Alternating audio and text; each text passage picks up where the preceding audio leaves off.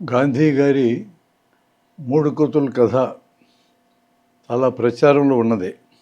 ఒక కోతి కళ్ళు మూసుకుంటుంది, మరో కోతి రెండు చెవులు మూసుకుంటుంది, ఇక మూడవ కోతి నోరు మూసుకుంటుంది. ఈ కథలో చెప్పదలుచుకున్న నీతి ఏంటంటే,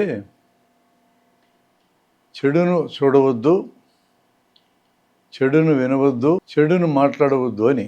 ఇది ఆ కాలంలో ఏ ఉద్దేశాన్ని మనసులో పెట్టుకొని గాంధీ చెప్పాడని జనం అంటున్నారో మనకు తెలియదు. కానీ ఈ కాలానికి ఈ కథను కొంచెం మార్చాల్సిన అవసరం ఉంటుంది. చెడును చూడవద్దని మనం కళ్ళు మూసుకుంటే అక్కడ చెడేమీ మాయం కాదు. పాత సామెత ఒకటి ఉంది, పిల్లి కళ్ళు మూసుకొని పాలు తాగితే ఎవరూ తనను చూడడం లేదని పిల్లి అనుకుంటుందని ఆ సామెత సారాంశం.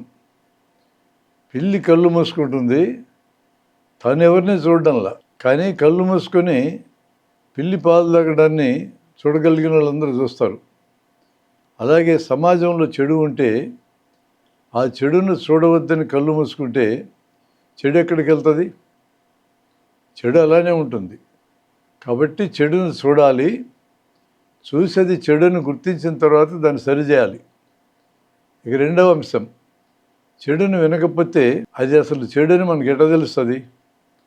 కాబట్టి చెడును వినాలి, అది చెడుని మనం తేల్చుకోవాలి, తేల్చుకున్న తర్వాత దాన్ని సరిచేయాలి. ఈరోజు సమాజంలో ఉన్న నామ్స్ ప్రకారం, విలువల ప్రకారం అది చెడుని మనం తేల్చుకుంటే దాన్ని సరిచేయడానికి పూనుకోవాలి. అప్పుడే సమాజంలోంచి చెడు పోవడానికి అవకాశం ఉంది. చూడకుండా ఉంటే చెడు దానంతరది పోదు. చూసి చెడును తొలగించడానికి మనం ప్రయత్నం చేయాలి. ఇక చివరిది, చెడును మాట్లాడవద్దని చెప్పినటువంటి కోతి కథ.